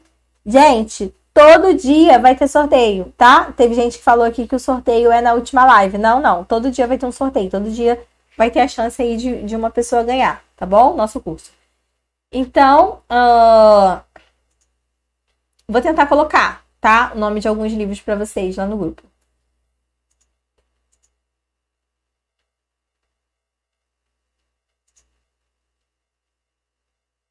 Então, não é no final do curso, é no final de cada live, tá, Michelle? Então é isso, gente. Foi a Nandinha que ganhou, então continuem aí tentando, que já já pode ser vocês, tá? Então, até amanhã. Ah, Nandinha, ó, ou você entra em contato com a gente, tá bom? Ou então a gente entra em contato com você, tá? Mas se você quiser, você pode estar entrando em contato com a gente também, para saber como que você vai estar adquirindo lá seu curso, tá bom? Então é isso, gente. Mais uma vez, obrigada aí pela participação de todos vocês comigo aí até agora. 2 horas de live. Tá? Espero que vocês tenham gostado. E é isso. Até amanhã. Bora descansar, porque amanhã tem mais.